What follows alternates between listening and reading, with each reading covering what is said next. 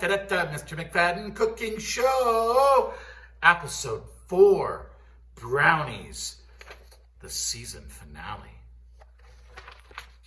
You guys have done so great with your cookies and your smoothies and the pizzas that I've seen coming out. They look absolutely fantastic. You guys are doing really wonderful. I have attached in Google Classroom our brownie recipe. And know that it says Mr. McFadden's Brownies of Gooey Goodness, but in all honesty, I cannot take credit for them. These are from an article out of the New Yorker. And so these are not my brownie recipe, but it's a really good brownie recipe. Now, this recipe is by far the most difficult of any of the ones that we've done so far. It is going to make a pan full of brownies, and they are very dense, and they are very thick, and they are very chocolatey, but they are delicious. We have to use the stovetop for these brownies. And we're going to be melting butter on the stovetop. So step one here is first heat our oven to 325, which I've already done. And our next step is to melt our butter in a saucepan. We're using 1 whole stick of butter. I said they were good. I didn't say they were healthy. Okay. Just gonna drop our butter into our pan. We're going to turn our temperature to medium.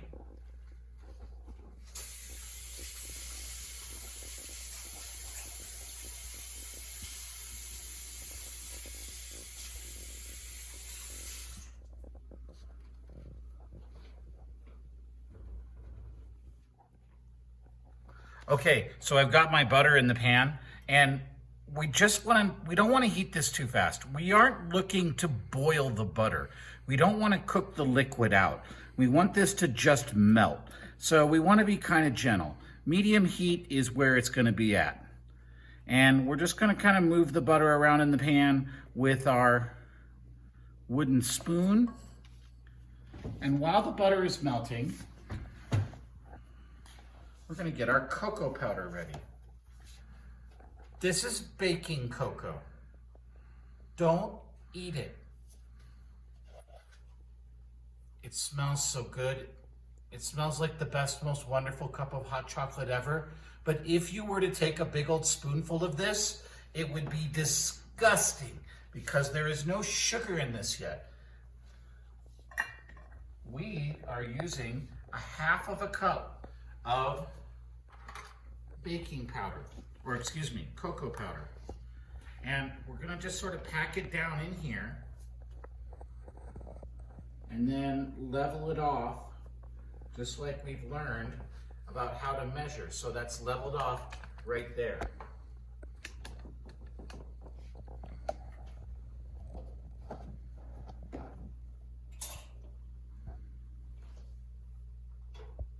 Just gonna bring this over to the stove. Our butter is getting there. It's not quite melted. It's about halfway done.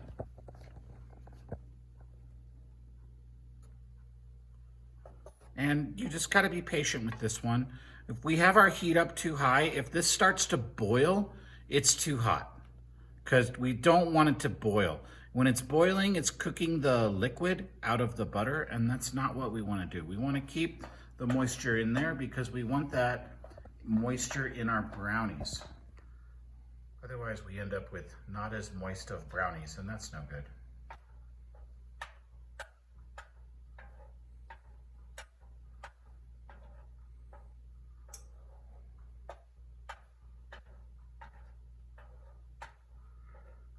This is getting really close. Down to just a tiny bit of butter left in there. Now, we're not going to cook the cocoa. See how that butter is all gone now? Yeah, it's gone. I'm gonna turn our heat off and take this off the fire, and I'm gonna put my cocoa powder in there. Now, I'm just gonna stir this all together until the cocoa powder completely dissolves into the butter. And it will. I know it looks lumpy when you start doing it at first, and it looks kind of gross, but it will all dissolve. You just keep moving it around in there, and it should become smooth. We want no lumps in our cocoa butter now at this point. Again, would you want to eat this? No, you wouldn't want to eat this because it has no sweetener in it at all. So it would taste very bitter and very yucky. That's ready to go. So we're gonna be putting eggs into this. And here's one of the reasons why this recipe is so tricky, is because if you put the eggs in while it is still this hot, the eggs will cook in there and they will scramble. And then instead of having delicious brownies, you have chocolate scrambled eggs. You don't want chocolate scrambled eggs, they're yucky. You want your brownies to be nice and lovely. So we're gonna let this sit for a minute and just let it cool off the heat. Take it off the heat entirely and just let it cool down, because we don't want it to get too hot. In fact, what would be best is for us to move this into a bowl.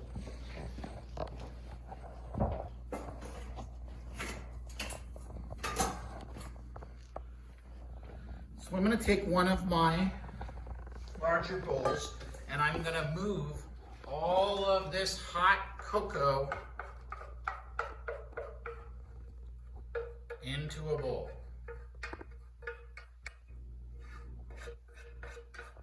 And I want to make sure that I scrape it all out, so I'm not leaving any cocoa behind.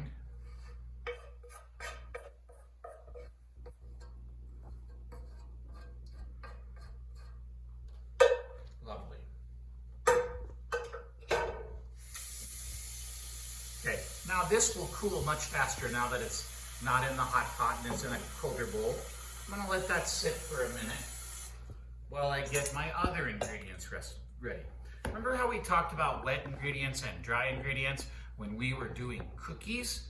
This has wet ingredients and dry ingredients too. This bowl is by definitely our wet ingredients, and we're going to be putting eggs in there in just a minute as soon as this cools down a little bit. This bowl is going to be our dry ingredients. And remember when we did the cookies and sugar was a wet ingredient? This time it's a dry ingredient. You know, just got to follow your recipe. So, 1 cup of sugar. I know, that's a lot of sugar, Mr. McFadden. I said they were yummy. I didn't say they were healthy. 1 cup of sugar.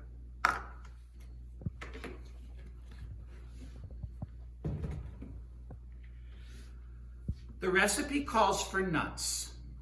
I am not putting nuts in the ones that we do here at school. And the reason is that a lot of children have a nut allergy, and I just don't want to have to take a poll of who has nut allergies and who doesn't. So I don't use nuts.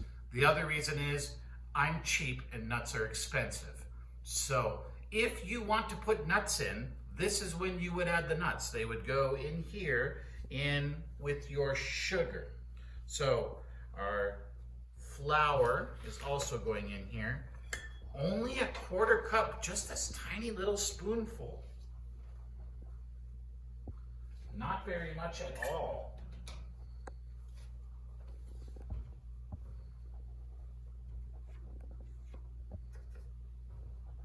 Level it off like we've learned how to do into the bowl with our sugar. Now, we are also going to put our salt in here. The recipe says a pinch of salt. So, I know sometimes kids think, why would I want salt in something sweet like brownies? The salt helps balance out the flavors and helps balance out the sugar. So I'm just gonna put a little in my hand and that much. No, not very much, just a little pinch. Okay. Okay, I've got my flour, my sugar, my salt. I'm gonna bring this all together. Just mix it up so that I can't really tell the flour and the sugar and the salt apart anymore. Here we go. Okay, my dry ingredients are done. And again, if you were using nuts, if you decided to use chopped pecans or chopped walnuts or something like that in here, you would put them into this dry ingredient. I am not using them, so I am not putting that in there. Okay, this has cooled down enough. And we're gonna go ahead and put our eggs in. So there's one egg.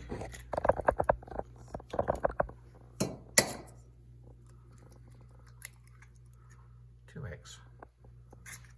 I'm gonna bring these eggs together with the chocolate.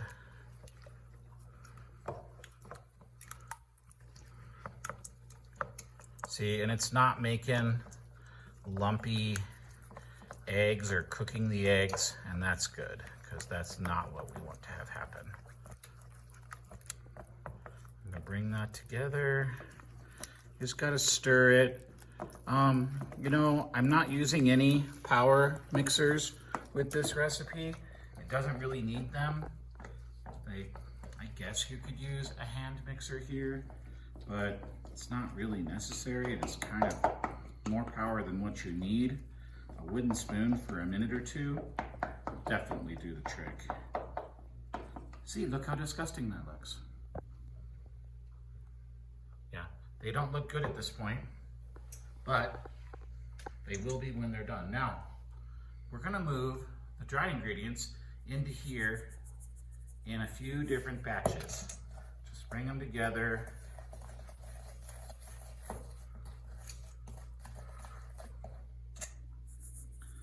Hey, so now we're gonna have brownie batter. What do you think? Should you eat this raw brownie batter? Should you? Why would it be a bad idea to eat this raw brownie batter? Yes, exactly, salmonella from the raw eggs. Yes, the same thing with the cookie dough. This is much safer to wait till it's cooked, right? You don't eat the brownie batter when it's raw. All right, you can get a good look here at how the brownie batter has come together. Patrick, can you just shot down into this bowl? So you take a look at that. Now, that is a nice looking brownie batter. We want it really thick like that. I got my 8" by 8" cooking pan. I'm gonna spray just a little bit in there to keep my brownies from sticking. And now I'm gonna move all my brownie batter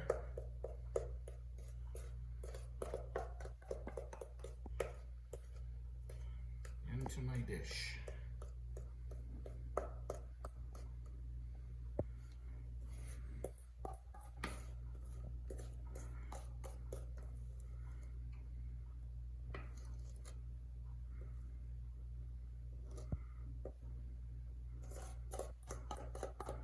You want to get all of it.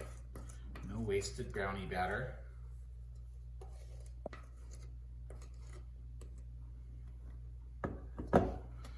Once it's in the pan here, it's nice to sort of spread it out so that it makes an even layer.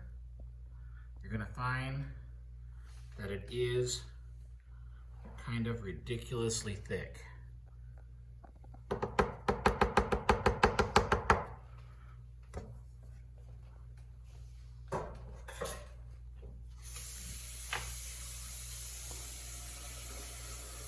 have my oven set to 325, and it is going in here for 30 to 35 minutes.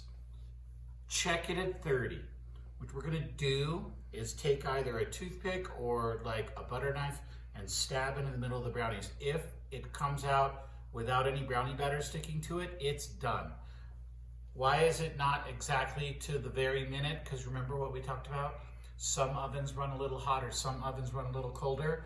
And so you sort of have to gauge your own oven and make sure that it's working. And you know, check it at 30 minutes. So in it goes.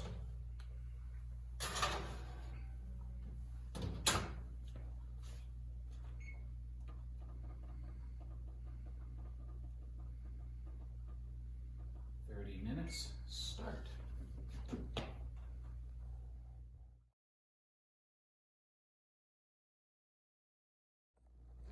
Our timer's going off, which means we've had 30 minutes in the oven.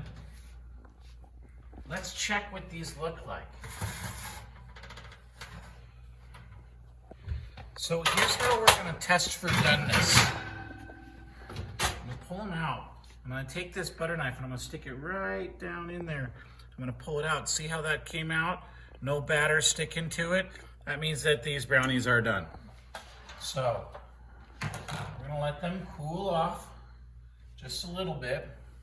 And then if we were doing this at school, we would be at this point cutting them up and distributing them to you, and you would get them. But we have a little bit of extra time because, you know, coronavirus. So I'm going to show you a neat little trick. Something that you can do to make your brownies extra super special. You can decorate them. So I made this little template of this little heart, and I'm going to lay the little heart down on my brownies. And then what I'm going to do is I have powdered sugar. Now these brownies don't really need frosting or really powdered sugar on the top, but this little bit of powdered sugar is going to make these brownies so pretty. What I'm going to do is sprinkle it in here, and then I don't need a lot. And then I just put this in a little sieve, and I'm just going to sprinkle some powdered sugar right over the top.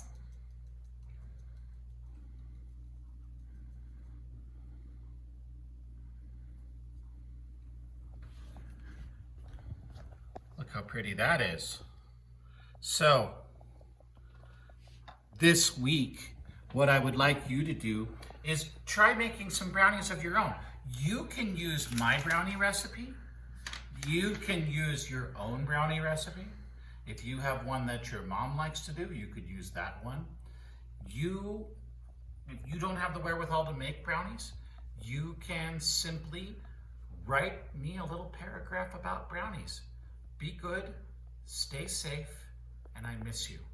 Bye.